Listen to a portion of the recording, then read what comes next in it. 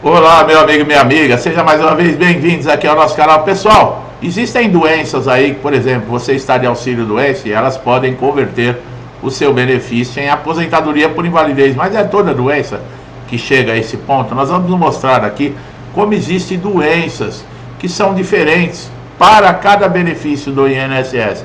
Então, é mais uma informação, é mais aí um esclarecimento para você, importantíssimo, tá? Se você está incapacitado para o trabalho, seja por doença ou acidente, você precisa de um suporte financeiro para a sua sobrevivência.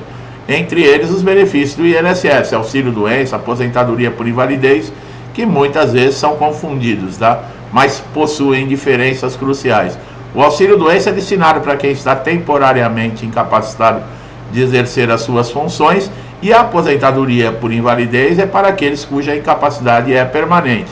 Entre a transição desses dois benefícios existe um tema muito importante, tá? Especialmente nos que se diz respeito às condições de saúde de forma negativa, tornando-se incapaz para o trabalho ou temporariamente ou então permanentemente. Nós vamos trazer aqui o que levam, né, a essas doenças mais recorrentes, quais são os benefícios, como que o INSS analisa para fazer, por exemplo, uma conversão, se isso é legal, se o segurado ele pode dizer não.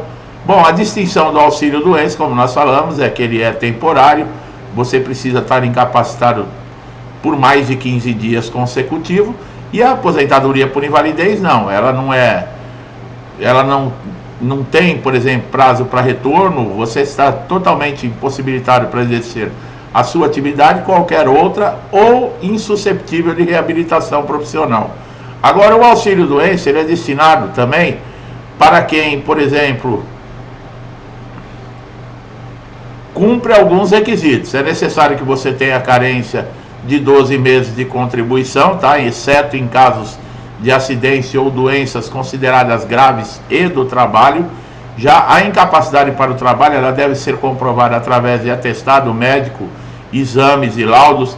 A perícia médica avalia a gravidade da condição, se existe possibilidade de uma recuperação dentro de um período de tempo razoável. Ao longo da incapacidade, se não melhorar ou piorar, o segurado poderá solicitar aí uma conversão do auxílio-doença para aposentadoria por invalidez. Agora, a aposentadoria por invalidez, quando ela é considerada irreversível, existe, por exemplo, a progressão de doença. Se a condição de saúde desse segurado piorar durante todo o período, ele vai continuar recebendo a aposentadoria por invalidez por tempo indeterminado, tá?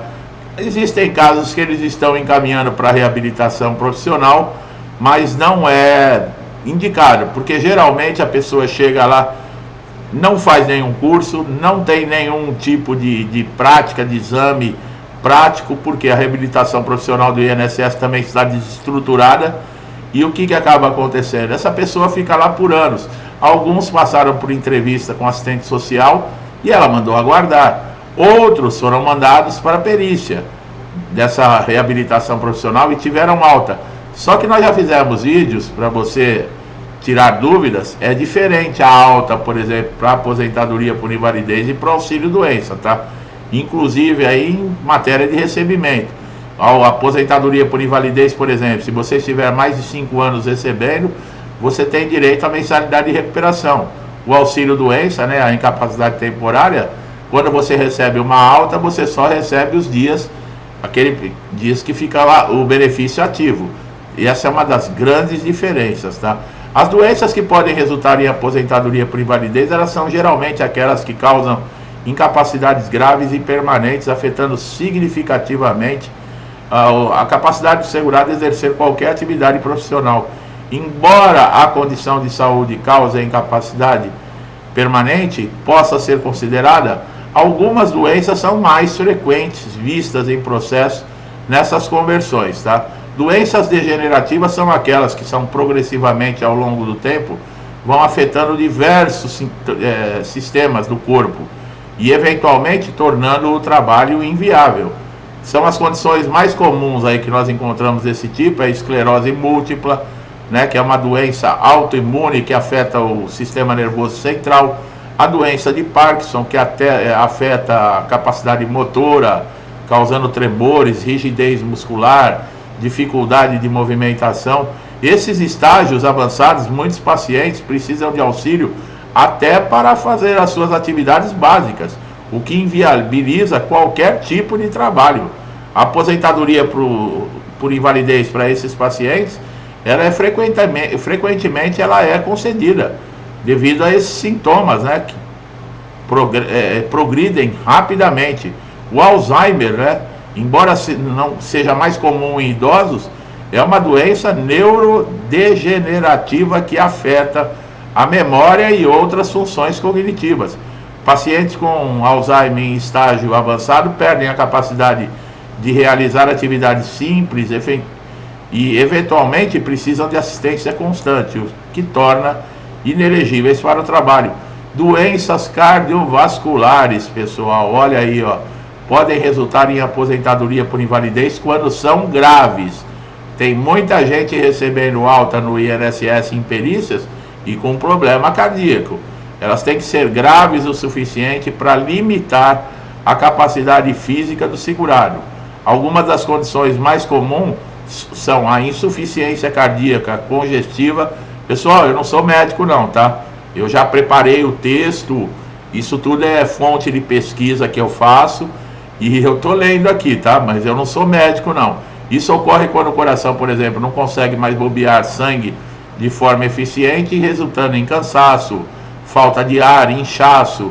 Pacientes com estágio avançado geralmente têm dificuldade de realizar qualquer tipo de esforço físico, o que pode justificar, por exemplo, a pessoa estar de auxílio-doença e converter o benefício para aposentadoria por invalidez. O infarto do miocárdio, a gente ouve falar, né, dessas coisas, aí quando faz uma pesquisa que nós vamos saber, que é o que acontece comigo, que eu vou saber um pouquinho mais o que é, né? O paciente que sofre, por exemplo, infarto, ficam com sequelas graves, como diminuição de capacidade cardíaca, pode ser considerados incapazes a retornar ao trabalho. Doenças respiratórias crônicas, né? São condições que afetam a capacidade pulmonar e podem limitar severamente a capacidade de exercer atividades profissionais, especialmente se o trabalho envolver esforço físico, exposição a poluentes. Algumas dessas doenças são a doença pulmonar obstrutiva crônica, tá? Que é DPOC, né? Que é uma condição progressiva que causa falta de ar, tosse crônica, limitação da capacidade pulmonar. Pacientes em estágios avançados frequentemente precisam de oxigenoterapia e têm dificuldades para realizar atividades simples, o que impede de trabalhar. Fibrose pulmonar é uma doença na qual o tecido pulmonar se torna cicatrizado e endurecido, dificultando a respiração. Pacientes com fibrose pulmonar avançada têm expectativa de vida limitada e são considerados incapazes para o trabalho, é claro, né? O câncer em estágio avançado. Quanta gente com câncer já não recebeu alta no INSS? Mas lembra que eu falei, pessoal? Dentro do INSS é terrível. Eles não avaliam a doença, né? O câncer é uma doença horrorosa, mas você chega com câncer, eles vão avaliar se o câncer está te incapacitando. Esse é o problema.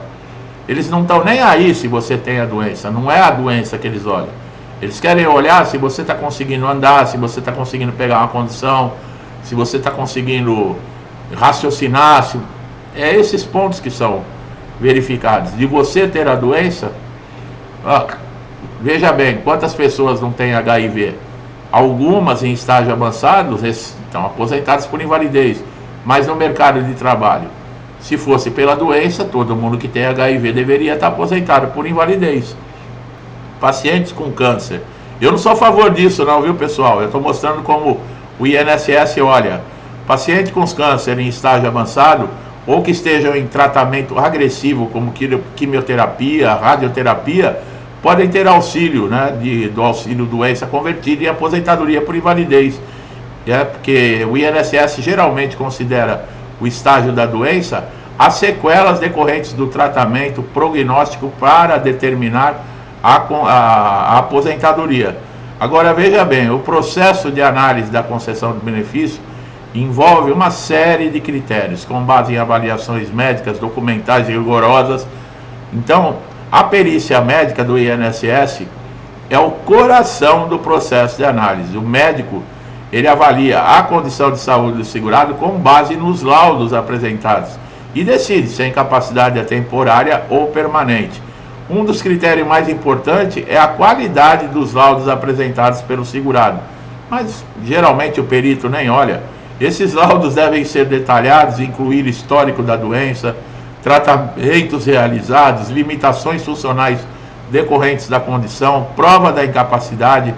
O segurado precisa provar a sua condição de saúde que o incapacita de exercer a sua atividade laboral. Isso inclui exames, relatórios médicos atualizados, detalhados, que comprovem a gravidade da doença, tá? Você pode incluir, por exemplo, alguns exemplos que nós temos, eu vou falar aqui, de pessoas que tiveram conversão, tá?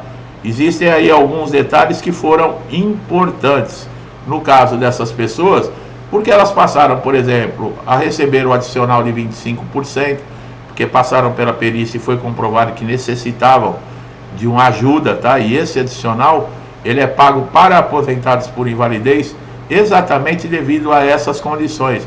A pessoa não tem mais condições nem de fazer a sua higiene pessoal, de cuidar de si próprio e precisa de um cuidador.